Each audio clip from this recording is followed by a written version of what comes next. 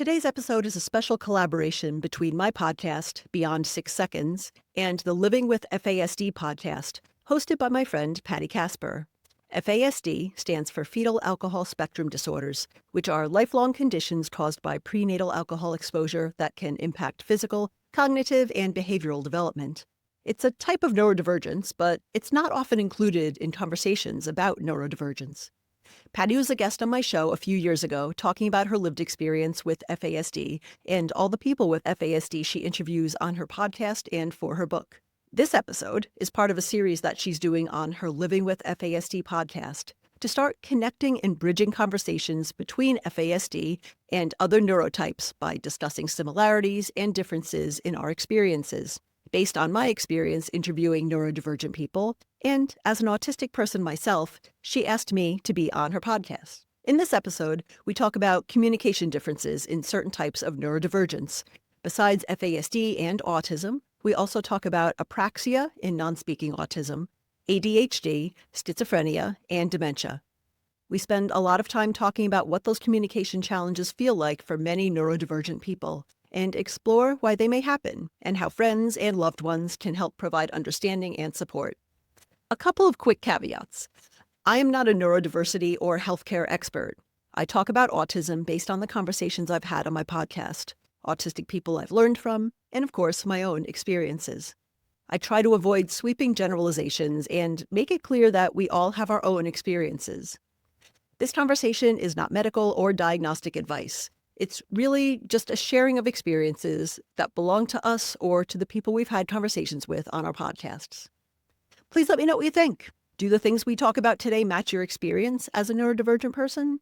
Do you have other experiences? Let me know. Reach out on social media or on my website, beyond6seconds.net. Listen to my podcast to hear more neurodivergent people sharing their stories, including my interview with Patti back in 2024 about her own experience with having FASD. That's episode 219, and with Jessica Birch, another guest who has FASD, in 2025. That's episode 229. And check out Patti's podcast, Living with FASD, for more conversations like the one we're having today. And now, here's my conversation with Patti. All right, Carolyn, thank you for joining me today. I'm so excited about our collaboration. Yeah, this is really cool. The chance for Living with FASD and Beyond 6 Seconds to work together on something makes this a really exciting project for me, at least. Yeah. Thank you, Patti, for inviting me on your show. I'm really excited to do this collaborative episode with you. Yeah. And I think it's great that we get to collaborate as two podcasts focused on neurodivergence. Yeah, and I love your podcast, and I'm so excited about the award that you won. Share with my audience anyway what that was. Oh, yeah, I'm happy to. Yeah, thank you so much. So, yeah, in 2025, I won an award that was given out by Women Who Podcast magazine. They're primarily a magazine, but the editor-in-chief also started an awards program to recognize women indie podcasters in different categories. So my episode about Down syndrome, that was actually towards the end of 2024, an interview with a woman, Cherie Brinard, in South Africa about her experience having Down syndrome. That one won in the category of impactful story. So I was really happy to, obviously, honored to get that recognition and just really, it helps elevate stories and my guest stories that they share even more with a wider audience. So I'm really grateful for that. Yeah. And stories are so important, right? Because I remember one of my guests, a woman named Key Warner out of Alaska. She's been in the FASD space for so long. She's one of the early pioneers. She has summer camps for families of people who were impacted with FASD. And because families, they often need just as much support as the individuals, right? Because family members end up feeling isolated and everything as well. And it's just a tough road. And she mentioned to me one time, and I think she put it into her quote at the beginning of my book in the What Others Are Saying section. She said at a conference one time, someone came up to her and said, we've known the facts about FASD for decades. It's the stories that change lives. Yeah. And it's so true because it's the stories that are relational. And that's what really, it brings in that emotional learning that we need for something to truly stick in our memory, to engage with more parts of us. And that's kind of what I want to do with this series on deep dives into various symptoms of neurodivergence and how they're expressed or experienced within FASD versus, in comparison to or in contrast to other forms of neurodiversity. Within FASD, we often feel rejected and isolated even by other types of neurodiversity. And I think it's that lack of understanding, and I think in part there's a human tendency to want to shift blame where we can to things that are mystifying. Mm-hmm. And so I think that's partly at play as well. But, when you and I were talking about this series and the things that we could do with it in both of our programs, we kind of settled on, at least as a good starting place, communication challenges. Yeah. Yeah. I mean, that is one of the major criteria for an autism diagnosis, for example. And I know it kind of plays in whether officially or unofficially with other forms of neurodivergence. Absolutely. Mm-hmm. What does that typically look like? I'm curious if it is as varied within the autism spectrum as it is within the fetal alcohol spectrum. Yeah. Well, within the autism spectrum, again, it is one of the diagnostic criteria for getting a diagnosis. And I think it displays or it manifests in different ways. So it could be for someone just having challenges, whether it's communicating too directly for the context of the situation. And again, I hate to phrase this in ways that are so negative because that's how the diagnostic criteria tends to do it. Because a lot of times it's like, well, who says that something is too direct? And does it depend on, a lot of times a group of autistic people might have no problems communicating with each other. It's just sort of the mixture of other, non-autistic people talking with it. So it might just be trouble or challenges understanding someone else's viewpoints or what they call like black and white thinking, so rigid thinking, which can then result in, going through communications. They're related in a certain way. Yeah. And then other people on the autism spectrum may have communication challenges that affect them much more. So there are a large percentage of people who are autistic are also non-speaking, which in many, many, many cases, as we're finding out as the science advances, they have the concept of language in their heads. They understand what everyone's saying, very, very aware, very capable of learning. But because there is what they call a brain-body disconnect, those communications, like the motor planning and motor coordination of speech and other movements in your body just doesn't really give them a traditional way to either speak or sometimes communicate effectively without finding some form of like an augmentative and alternative communication, like a tablet or a keyboard or a letterboard or some other way to be able to learn to communicate. So a lot of times people in those situations, unfortunately, get very stigmatized, and people tend to think that they have, much lower intelligence than they actually have. And it's just really a communication challenge that they have. Yeah. And you kind of answered a question that I had floating in the back of my mind, which is what's the difference between someone who is nonverbal versus someone who is selectively mute? But you answered that because it's a disconnect between the planning section and the motor skills to make it happen. Yeah, there's actually a lot that goes on biologically between like having a word in your head and having it come out of your mouth. There's a lot of, the movement of the muscles in your mouth and your tongue and the planning like that goes into before, like it's really, it's quite complicated if you break it down. So it's that and too. there's so many different regions of the brain that are involved also, because if you're like think in a classroom setting where there's something on the blackboard plus the teacher is talking, That involves two different sections. There's a section toward the front that manages that visual information coming in. And then it's more, occipital for what is being heard. And then all of that goes to a third region where everything gets mulled over and what would the answer be? And then there's yet a fourth section, which is directing those motor components to actually be able to get the speech back out. Yeah. To answer the question Yeah. that's being posed.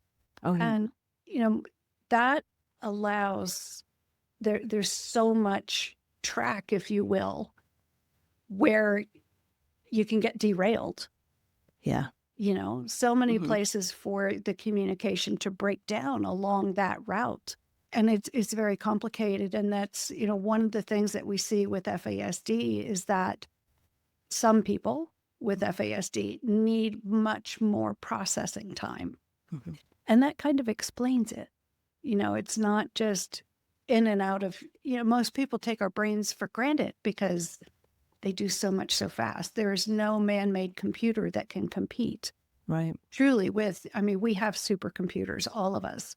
And we just think in and out, right? And it's that fast, but it really is much more complex and there's so many more places. So giving people the grace of more time can be very helpful. Yeah, absolutely. Yeah.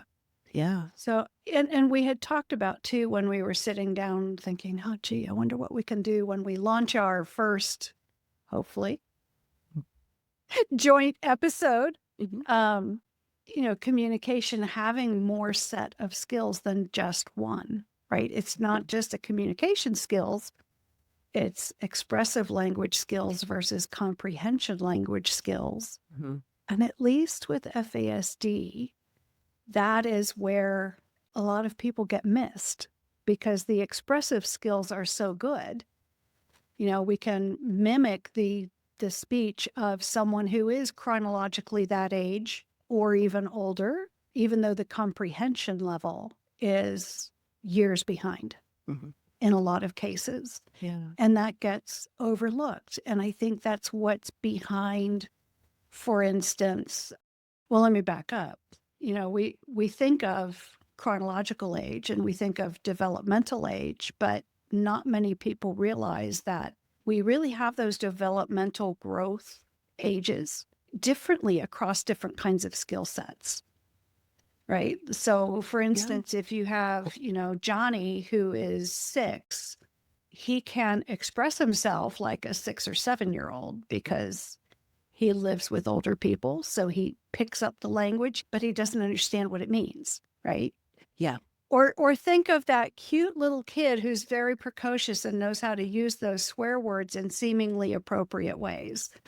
We think that's cute, but it's actually something to pay attention to. But physically, little Johnny might be very advanced. He might be really good at track or, powder puff football. He might be really good. And as he gets older, those gaps might grow even more. As he develops physically as an athlete, he might become a superstar, right? And get looked at by colleges at a really young age.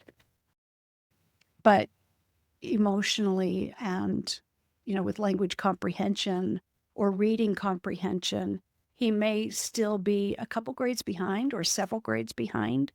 Decision making might be lagging way, way, way behind. And there's a phrase that we use for kids like Johnny, and that's dumb jock. Oh, right? yeah. They're so gifted athletically, but the rest of them has not caught up yet. And there might be something real going on there instead of just the pejorative dumb jock. Yeah. Yeah, that's really interesting to think about. I had not thought about it in that way, but that makes a lot of sense. And I think that is part of, neurodivergence or disability specifically is the challenge of when somebody, quote unquote, doesn't look disabled, which is, a phrase that we can't stand in the community because then people just, if you look physically fine, or maybe you're physically a great athlete, then, kind of what's wrong with you? But there's all these things that people can't immediately see, that challenges that you may have if you have, FASD, or if you're autistic, or if you have ADHD, or some other form of neurodivergence, and people just don't see it. So they don't don't understand it. Even people with physical invisible disabilities get that. Yes. Right? I remember someone saying to me, "You don't look diabetic." I'm like, "We have a look?" Yeah, what does that look like? Why? Because I have both legs? I'm not using a red tip cane? I mean, what in the world are you talking about? Yeah. Or because I'm not morbidly obese? What are you talking about? Yeah. And it really is a good stark reminder that we need to go deep. We need to not just look at the surface. Yeah. Right? Yeah. And in terms, when you were talking about using words that are more advanced, perhaps, than your understanding at the time, it made me think of something called hyperlexia, which is common among many autistic children, is the ability to just read very early in life and have a fascination with letters and love books and maybe prefer books to toys, and just seeming very precocious.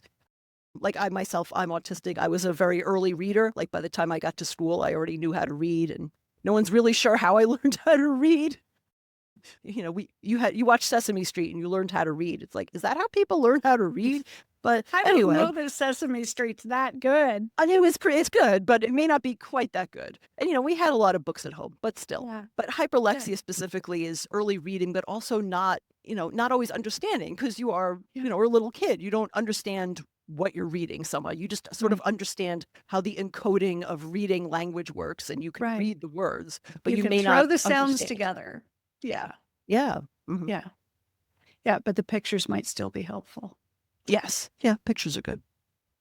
We had talked, I think you hadn't even brought up hyperlexia, but we were talking about similar things when we were planning this. And I think one of the differences that we see in terms of communication between FASD and ASD is how we use words. Like on one hand, you mentioned being nonverbal, right? And having those motor gaps. Yeah. On the other hand, with FASD, we often present in ways that might be assumed to be ADHD, because it's that nonstop chatter, chatter, chatter. Yeah. But that chattering has a very specific function, even though it's subconscious. Oh. And that's, the more I'm talking, the less risk there is of me having to answer a question. Oh, interesting. That makes me paranoid. Am I going to be able to answer it right? Oh, wow. Because it takes me longer. They might think I'm dumb, right? Wow. So if I nonstop chatter, I don't risk it.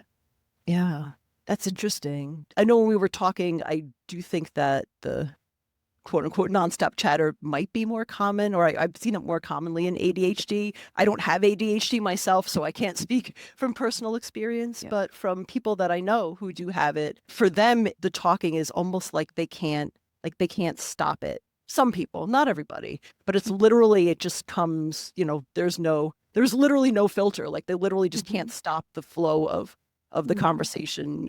Maybe it's the hyperactivity part of it. That's not just in behavior, like physical behavior. It's also in your mind. There's just so much going on and so much spinning. Yeah. And then it also could be, a lot of times we see interrupting people at inappropriate times. And sometimes that's because, I'm going to lose my thought. I have to say it right now. Yes. So there's a commonality for sure.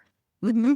Yeah, exactly. That's a real fear. And that has to do with the memory challenges that we have. That working memory and short-term memory, I might lose it. Yeah. Or if you have a list of umpteen things to do, you might get the first couple things done and not the rest, or maybe the last couple things and not everything that came before, because you can only hold so many things. Yeah. Or you can only hold things for so long, right? Yeah. Yeah. Like I know even as a podcaster myself, when I'm interviewing people and they're telling me things, I'll have maybe 3 thoughts on my head, like, 3 questions or 3 follow-up comments. It's like, I'm not going to remember all this. So sometimes I'll just try to quietly write it down, because people are like, why are you writing things down while you're talking to me? It's like, it's like, this is great. And I'm going to forget half this stuff, Yeah. like, because I want to listen to what you're saying, but I Yeah. can't at the same time remember everything. Right. Right. Well, and that's actually a really good strategy, all in all, is to write things down and circle back to them, because so much communication these days is not done with the intention of listening. You know, while someone else is speaking, you're busy preparing your response. Yes. You know, of course, the topic may have shifted while you were busy inside your head planning. Yeah. But, you know, which really makes you feel awkward. Mm-hmm. Yes. I've had that happen. It's like, oh, this is changing. I can't really bring this up anymore. Oh, well. I want to circle back. Mm-hmm. So when we were initially, you know, kind of kicking ideas around, we had mentioned that with the nonverbal bit, did that also have a strategy behind it, or is it just the mechanism of not having the mind-body breakdown? I mean, in terms of people like who the are nonstop autistic, chatter has a strategy. Oh, I don't think so. From the people that I've spoken to, and even from my own experience, what I think is happening when people are, well, obviously, if you are non-speaking and you do have those like neurodevelopmental challenges, that's not a strategy. That's a combination of those challenges plus, you know, a lot of sensory overwhelm, because a lot of autistic people we process sensory inputs in very different ways. Sometimes things are very overwhelming for us. Like, you know, for some people, it's bright lights or very loud, unexpected noise, or just being around a whole lot of people. Like, a lot of things can be overwhelming. Yeah. And for some people, that's not. Like, some people thrive off that. It really just depends on the person. But the common thread is that we do experience things in our sensory systems in very different ways. So I think a lot of that is at play, even with people who are non-speaking.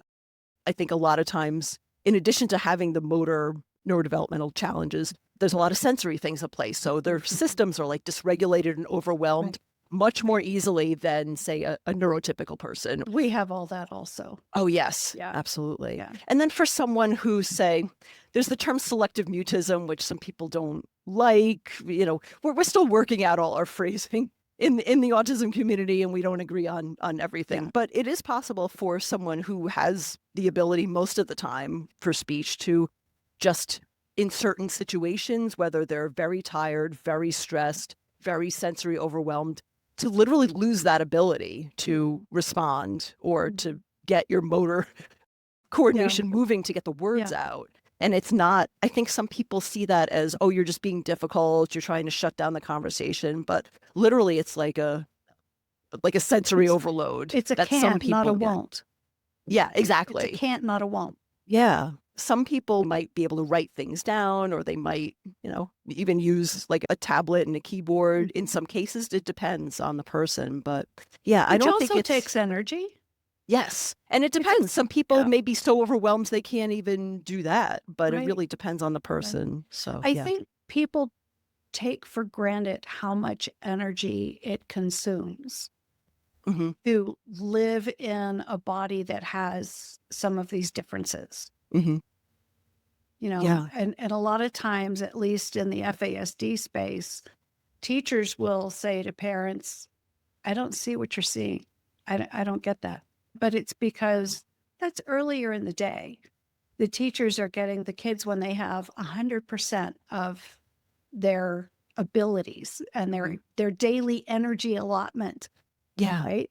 And by the time the kids get home, you know, and they may see the beginnings of some overwhelm or dysregulation, you know, toward the end of the day. But by the time the kids get home, there's nothing left. The tank is empty. Yeah. Completely empty. So poor mom or dad, whoever's home, or the babysitter, gets all the expression of, you know, whether it's the explosion or the implosion or whatever that looks like. Yeah. And I think we see something very similar for kids who are autistic and really other types of neurodivergent kids as well, is that sometimes they can kind of, quote unquote, hold it together in school, because they have to, and that's the expectation. As you said, it's, maybe it's early in the day, they still have some energy, but then they come home and they fall apart. Yeah. And the other aspect of that is, one, they've been holding it in all day, just like hold it in, hold it in, hold it in. And then they go home where, their parents or caregivers are. And especially the irony is if that's a safe place, the kid will break down because you are a safe parent, because they're not scared they're going to get horribly punished, and they trust you and you have the bond. But then to you, it looks like, oh my God, this kid is so good in school. Like, how am I such a bad parent that my kid is always like falling apart here? Yes. No, they're falling apart because you're safe. That's why sometimes. So the challenge. And how many times does that continue into adulthood? Yeah.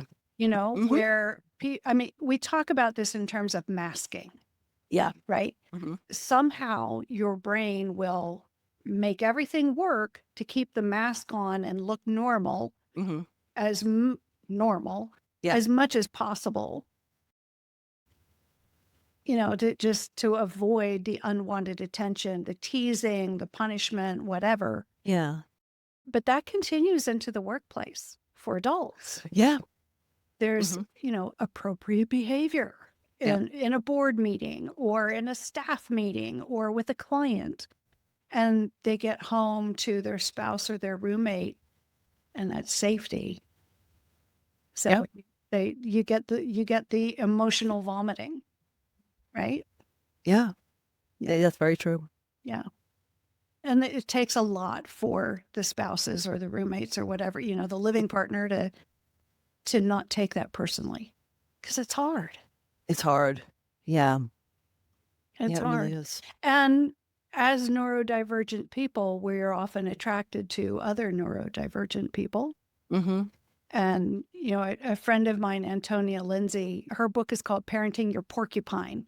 And it came from a native, indigenous person who gave her that concept of a porcupine because he and his little friends called themselves mighty mice or something like that. Mm-hmm. But when he's overwhelmed, all the hair on the mouth stood up and looked like a porcupine. Mm-hmm. But how often are we like that? There's no predicting what that last straw is going to be that takes the mask off. Mm-hmm. Yeah. And our quills come up and somebody's going to get poked with a quill. Yeah. Right. And if you're living with other neurodivergent people, that can get really ugly really fast. Yeah. Because you can very easily dysregulate your other neurodivergent roommate or spouse or whoever you're rooming with. Yeah. Yeah.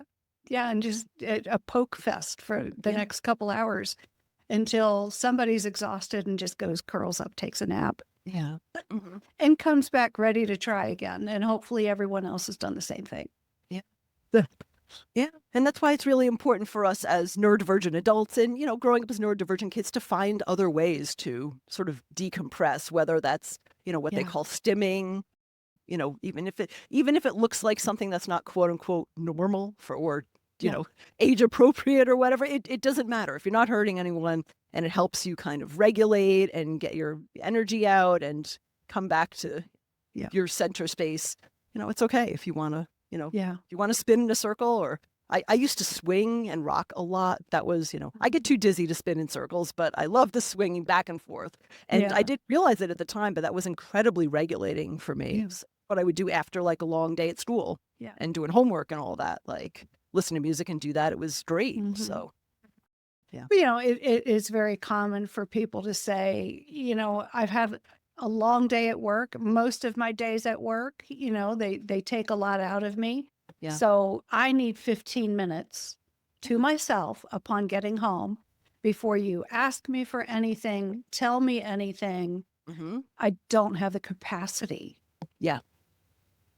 Until I can just, yeah. And calm down and get that balance again. Yeah. Yeah. That was my reaction too. And it's just, I just need a couple minutes. I don't want to answer questions when I'm coming right through the door about what I was doing and what my day was like. Right. Which is funny because some people really don't understand that. They're like, why don't you want to talk when you get home? Yeah. I just need a minute or 15 minutes. But it's important and I want to share this with you. Yeah. But I can't even get my really thoughts look together. forward to your coming home. right? Yeah, exactly. Like maybe Yeah. they want to share with you because they've been waiting all day to Yeah. tell you what's in their mind. So Yes. it's working that out. Yeah. Quills. Yeah. Yeah. Mhm. Yep. Yeah, for sure. You know, and that you brought up another point where it's very good practice to know which sensory systems we crave and seek more of and which ones we are avoidant of. Yeah. And that can shift over time.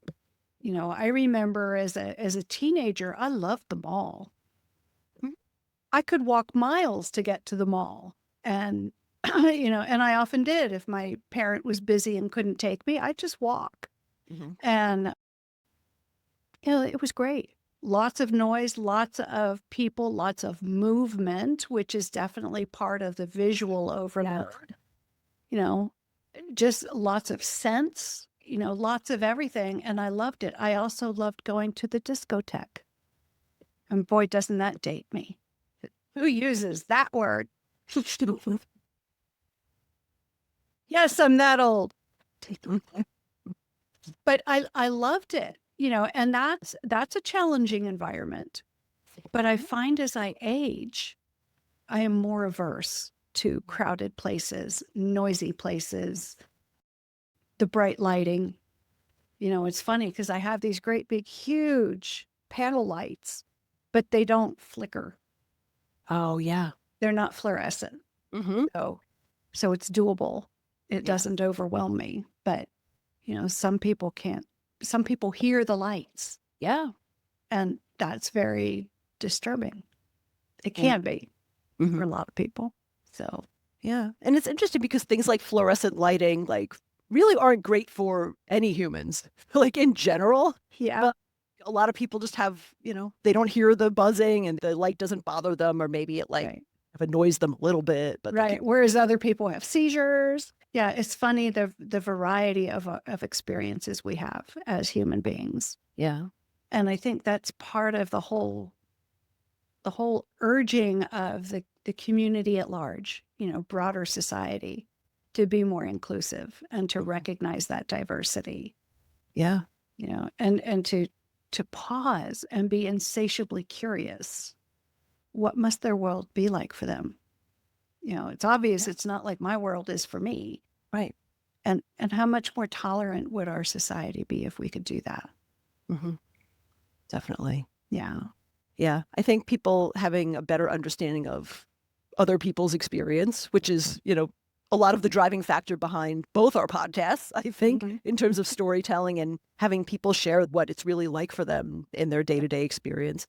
And then also, I really try to have at least some understanding of myself. And I think getting my autism diagnosis a couple of years ago really started that sort of uncovering of like, all right, looking back at my past and trying to understand like, well, why do I react in this way? And I thought it was because of this reason, but it might be because of, that other reason. So Yeah. I think being somewhat introspective, if you can be, and just sort of Yeah. understanding at least like, what your triggers are without judgment. It doesn't mean you're a bad person because you feel a certain way or behave, Right. it's just understanding that about yourself and maybe Right. giving yourself some grace and understanding like, how do I help myself Yeah. and how do I support myself? What supports do I need? And that's exactly it, because Yeah. we can never begin to seek out those accommodations for ourselves if we don't understand how we process things. Yeah. And, you know, I came to understanding about FASD not very long ago, right? I was 56 when I self-identified, 60 when I was diagnosed. Here I am 2 years later, and I still have aha moments from time to time, Yeah. you know, and as a child growing up, I came up with all kinds of reasons to explain my frequent rejections. Mhm. Uh, why I was bullied, why this, why that. I came up with all kinds of reasons, but truthfully, none of them made sense the way learning I'm neurodivergent enabled me to give myself grace, you know, for Yes. my life to truly, truly for the first time make sense, you know, and allow me to embrace myself the way we all need to be able to do. Yeah.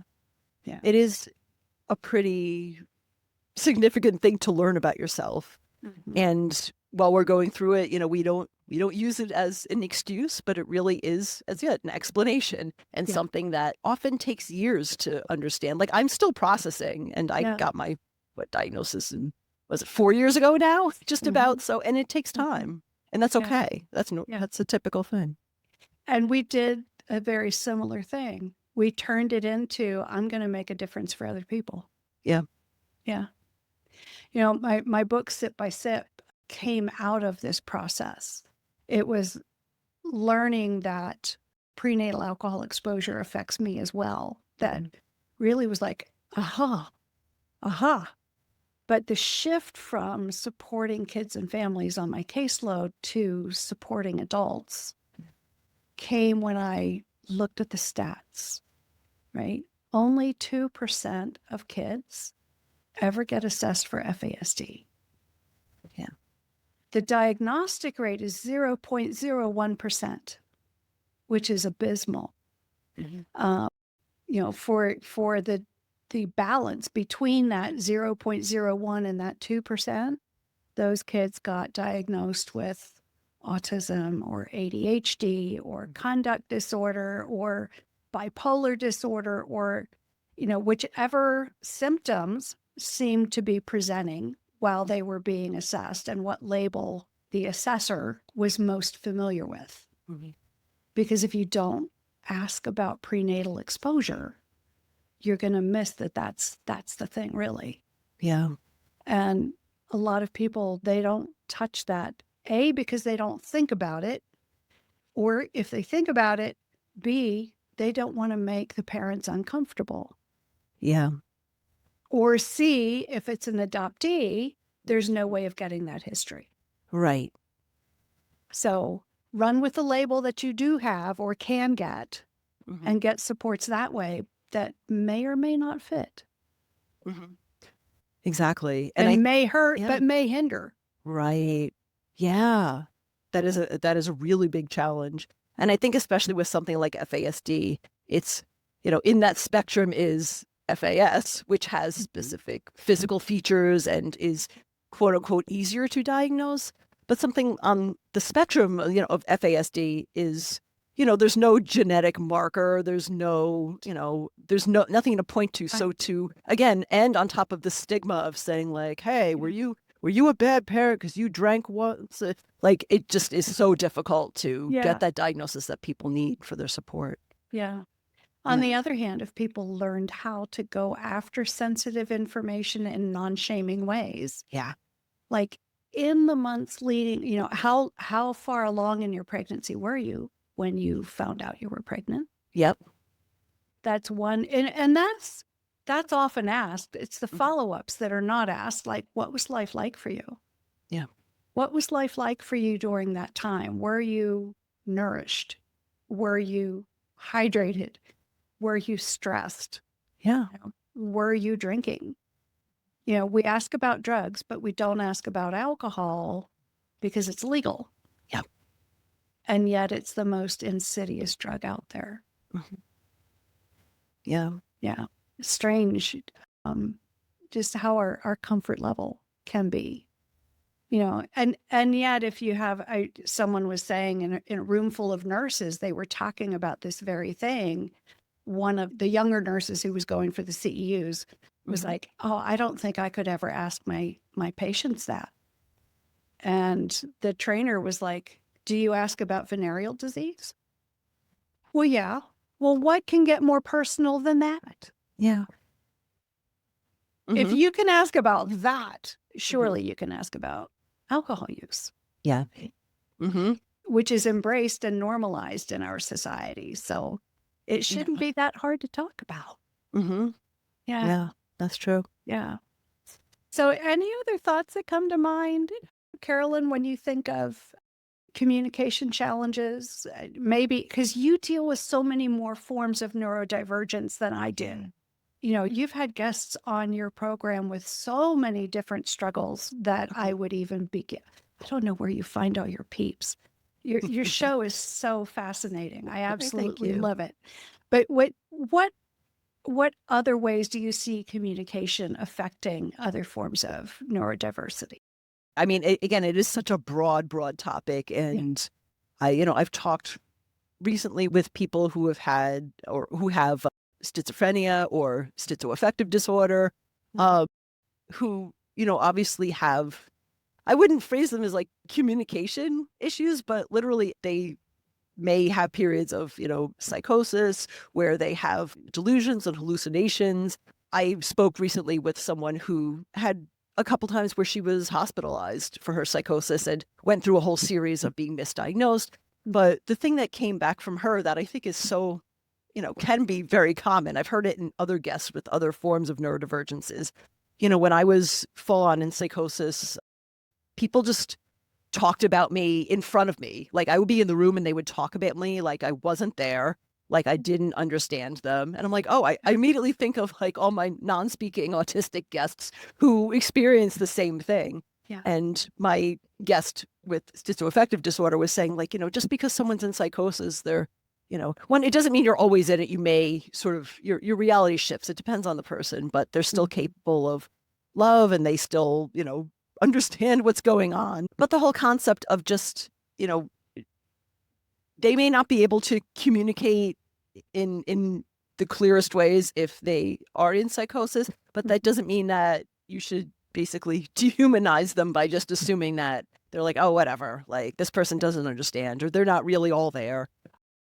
Generally they're very aware of what you're saying. So that's one thing that kind of, it was interesting to see that as a common experience across different types of neurodivergence. Yeah. Yeah. I even encounter that with my mother and her dementia. Yeah. It's so easy to talk about her without her presence in the conversation, even though she's right there. Mm-hmm. But it's why so many of us in the neurodivergent space say nothing about us without us. Yeah.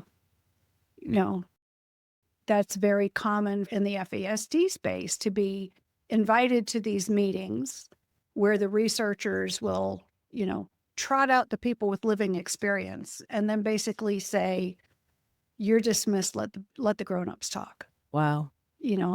And so there's a group, they call themselves the Adult Leadership Collaboration, or ALC, the FASD change makers, and that's their mission, to force a more participatory engagement in the research community. Mm-hmm.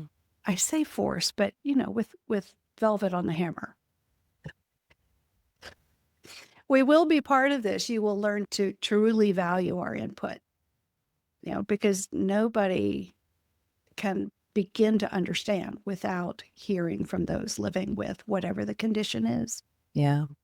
And I think, you do say force, but in a way, I think society tends to tell stories about people with disabilities or people who are neurodivergent as like spectators, like looking in and describing people. Mm-hmm. But we rarely ask the person, like, what are you feeling? Like another thing that kind of irks me is that always around like prom time, there's always like those viral stories of like, oh, my daughter or my son asked their classmate with Down syndrome or their autistic classmate to go to prom. And oh my God, what a great person and what a nice thing they're doing for this kid. And it's like, it's charity. It's charity. I'm sure their kid is very nice. I'm sure they're lovely. I'm not like disparaging what they did, but at the same time, all we have to do is hear from the kid who's being invited. Like, how do they feel? Are they excited? Hey, great. Are they like, are they conflicted about it? Do they want to go? This person is the center of the story, and you're not even talking to that person and getting their feedback or perspective. So even just that small rotation about like, well, what does this person feel like it? Like, do they think it's charity? Or are they just excited to go to prom? Do they care? Like, I'm curious about that. And that's part of the reason. Or would their response change if someone told them it was just charity? Yeah. Yeah. Or I'm just doing it to be nice because we should be nice to people, with disabilities. It's like, yeah, but you shouldn't just be nice just because they're disabled. You should be nice because you should generally give people like a chance. Me. You should ask me to the dance because you like me for me. Mm-hmm. not because it's the nice thing to do. Oh gosh, our society is so good at othering people Yeah. across all kinds of different dynamics. Mhm. Whether it's ethnicity or political affiliation or skin color or whatever. We've become so focused on othering that that really is important, to be so insatiably curious. Yeah. And to understand that, people have different experiences based on, things like, race and ethnicity and immigration status. I mean, we see it in the autism community. It tends to be autistic white people, often like me, because the women are now coming, sharing their voices more often on social media. Yeah. And a lot of times you forget that, like I recently interviewed an author who has a Black non-speaking autistic child. I guess he's 18 now, so he's newly adult. But when he was growing up, she had all the challenges of trying to communicate her child's needs and bond with her child. And then he's, had interactions with police. When he was reaching for his communication device, they would draw a gun at him. Like that's something serious, that sort of intersection of racism and ableism. And that's not something that white autistic people really think about ever, like most of us. Right. But we have to be aware of, like, that's a serious experience of that part of our community. And we need to be able to share that. And I think it behooves us all to help those who are neurotypical to not overhelp. Yeah. Right. For instance, parents can be guilty of this, but so can well-intended friends. Recently I had back surgery. That's why for half a year, my podcast was down to every other week. And, I can't drive and hubby's got to work. So friend took me and thought nothing of walking right beside me into the appointment itself and taking over. Wow. And to the point where I'm like, it's my back that was broken, not my brain. I would not be here if I were not a good self-advocate in the medical space. Yeah. I can manage that just fine. But how often do well-meaning, well-intended, loving, neurotypical people do things like that because they don't understand the neurodivergence for what it is? Yeah.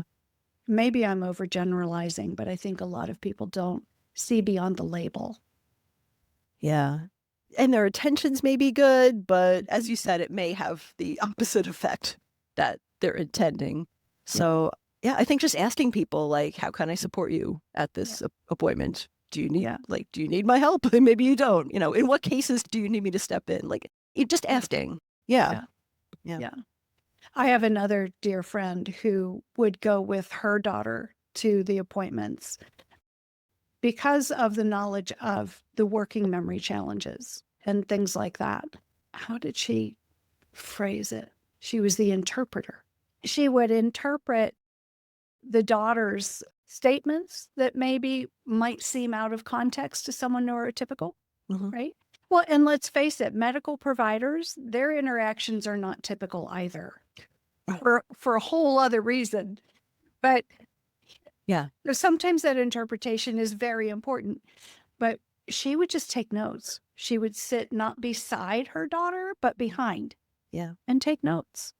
And that way, the resource is there for the adult daughter to circle back to. Yeah. And it's especially important when your loved one is an adult and should have that autonomy. Right? What type of support and how much support are two very important questions. Yeah, absolutely. Kudos to you for bringing that in to the conversation. So any other thoughts about communication? We've been chatting for a while. Oh, yeah. Oh, my goodness.